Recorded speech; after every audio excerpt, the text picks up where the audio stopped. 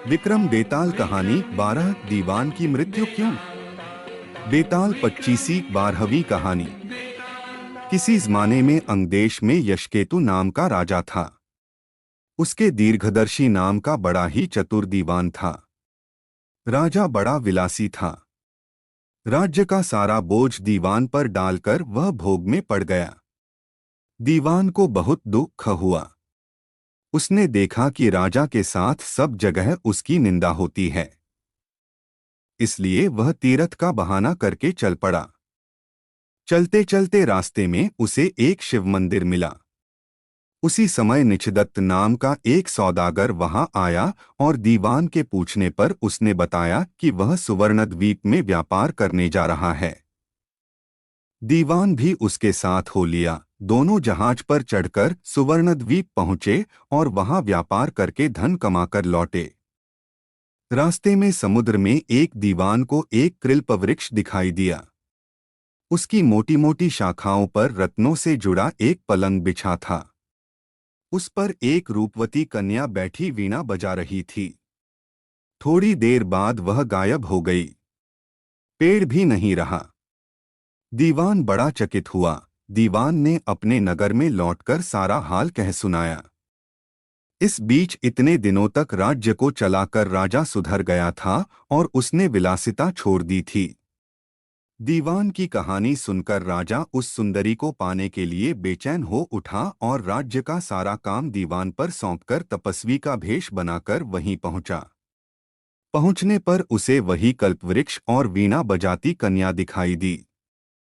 उसने राजा से पूछा, तुम कौन हो? राजा ने अपना परिचय दे दिया।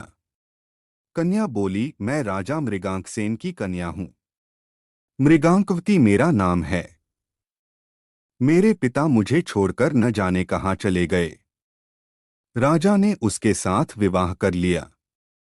कन्या ने यह शर्त रखी कि वह हर महीने के शुक्ल पक्ष और कृष्ण पक्ष की चतुर्दशी और अष्टमी को कहीं जाया करेगी और राजा उसे रोकेगा नहीं।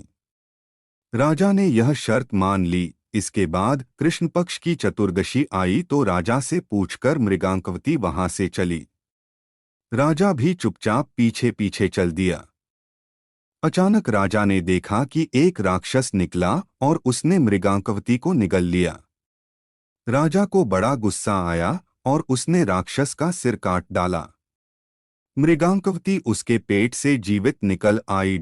राजा ने उससे पूछा कि यह क्या माजरा है, तो उसने कहा, महाराज, मेरे पिता मेरे बिना भोजन नहीं करते थे।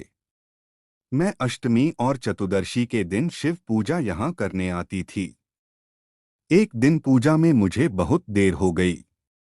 पिता को भूखा रहना पड़ा। देर से जब मैं घर लौटी तो उन्होंने गुस्से में मुझे शाप दे दिया कि अष्टमी और चतुर्दशी के दिन जब मैं पूजन के लिए आया करूंगी तो एक राक्षस मुझे निगल जाया करेगा और मैं उसका पेट चीरकर निकला करूंगी। जब मैंने उनसे शाप छुड़ाने के लिए बहुत अनुनय की तो वह बोले, जब अंगदेश का राजा तेरा पति बनेगा और तुझे राक्षस से निगली जाते देखेगा तो वह राक्षस को मार देगा। तब तेरे शाप का अंत होगा। इसके बाद राजा उसे लेकर नगर में आया। दीवान ने यह देखा तो उसका हृदय फट गया और वह मर गया। इतना कहकर बेताल ने पूछा, हे राजन, यह बताओ कि स्वामी की इतनी खुशी के समय दीवान का हृदय फट गया। राजा ने कहा, इसलिए कि उसने सोचा कि राजा फिर स्त्री के चक्कर में पड़ गया और राज्य की दुर्दशा होगी। राजा का इतना कहना था कि बेताल फिर पेड़ पर जा लटका। राजा ने वहां जाकर फिर उसे साथ लिया तो रास्ते में बेताल ने यह कहानी सुनाई।